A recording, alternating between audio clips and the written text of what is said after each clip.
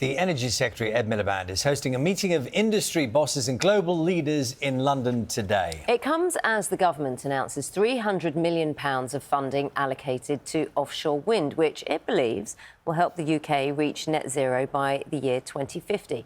We can talk to the Energy Secretary, Ed Miliband, now. Ed Miliband, thank you very much for your time with us here on BBC Breakfast. Shall we start with this allocation of this funding, this £300 million? Now, this is part of £8.3 billion of new money, new funding, which was announced by the party. But so this is the first time we're hearing where this chunk of money will go. What's the plan? 100%. So what this is about, Naga, is making sure that Britain can take advantage of the massive opportunity to create jobs in clean energy that exists globally. We do quite well for offshore wind generation, so having the offshore wind. We do less well when it comes to the manufacturing. We want to build it in Britain. So what this 300 million is going to do through Great British Energy, our publicly owned energy company, matched by the private sector, is encourage companies to come and locate here so that we have those factories here making the turbines. We've got some, but we can do much, much better. So there are jobs for engineers and welders and construction workers. It is about building it in Britain. And it's all part of our argument that this clean energy transition offers a huge opportunity for Britain and we want to seize it. So when you say encouraging manufacturers to come here, what's the money used for? Is it actually used to pay for the infrastructure or paid for incentives to get them over here, and then there requires more funding for the infrastructure? Well, this is actually, you asked, that's a really good and important question. This is actually about the capital, so the construction of the factories, and it's the kind of incentives and grants that you give to companies to come and locate here. We also have something called the Clean Industry Bonus, which is going to reward for the first time manufacturers to build it in Britain. So if you like, their operating costs of building it in Britain. So those two things together, we believe, will help to ensure that we create those good jobs that we really need to create, that this government believes are essential for the country and for people across the country. So it's those two things together. So so give me an idea then. You have this incentive through grants or bonuses in terms of coming over. Who will come over, or what is your vision? Like, how many businesses will come over? What will be built? How many jobs will be created, and by when? So the offshore wind industry itself believes that this can create 10,000 jobs, that this package of reforms can create 10,000 jobs. If you take, for example, Siemens in Hull, which is currently making wind turbines, it's an amazing factory that they have there. We want more of that. So how much did that cost? There was ages ago. I think it was actually maybe when I was last in government, there was some small incentives, I think 60 or 80 million for port infrastructure, but that's just from memory. That gives me an idea, doesn't it? Yeah, and if you're talking about 300 million, so we're talking like maybe five businesses, 5 new plants, 5 new sites. Yeah, well, we'll see what people come forward with, because obviously this is going to be a competitive process. But the key thing here is it's the combination of action. It's the 300 million from us matched by industry. There may well be money coming from the Crown Estate invested into this. It's also the incentive I talked to you about, the Clean Industry Bonus. Then we have our National Wealth Fund, which is also going to be offering loans to companies. So it's all part of a package. It's part of the muscular industrial strategy that we need to say to people, come here and build it in Britain. And I'd make this other point to you. At this time of great uncertainty in the world, tariffs and so on, companies, global companies, and we've got this energy summit happening in London today, are looking for a safe haven, looking for a place to invest.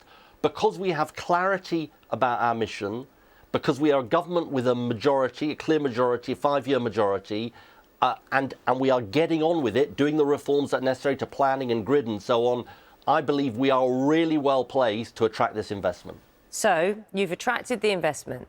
Say that goes to plan. Yeah. When do we see our bills coming down as a result? Because you will have more infrastructure, which is why I was asking you about how many businesses will come over, when these jobs will be created. Sure. When does that help our energy bills? Well, look, what I've said to you in the past and will say again is that we've said that by 2030 bills will come down by up to £300. That's what we said in the election. We continue to hold to that.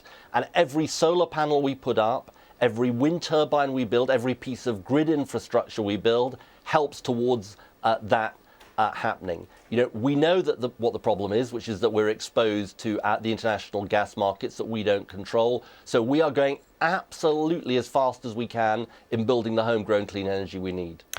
You will be aware of the reports today in the Daily Telegraph in particular, reporting that the Department for Energy is poised to approve zonal pricing for energy bills. And basically, my understanding of this, please correct me if I'm wrong, is the closer you are to energy sources, such as turbines, because of the length of cabling, the closer you are, the less you will pay in terms of your electricity, which the implication is that if you're further down south, because there are fewer turbines there, you will be paying more. Your reaction?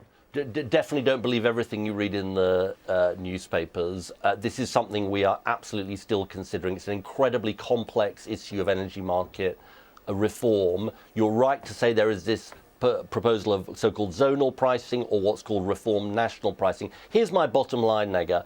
I want to do things that will cut bills, and I want to do things in a way that will cut bills fairly. So what I'm not going to do is jack up bills in one part of the country and sort of cut them in another in a sort of postcode lottery. That is not what I am about. That's why I'm taking my time to look at these reforms to make sure that we get these reforms right. So so sorry to interrupt. So if you said zonal pricing is something that's being looked at, how would it work if it's not that in one part of the country someone's bills are higher than someone in another part of the country? Because you could always redistribute. It's zonal. Because you could always redistribute the benefits from zonal pricing. If zonal pricing were to cut bills and if we were to go down that path, you could redistribute the benefits in a way that was fair. So we're looking at all of these issues. But sorry, I really need to be clear in my head. Yeah, of course.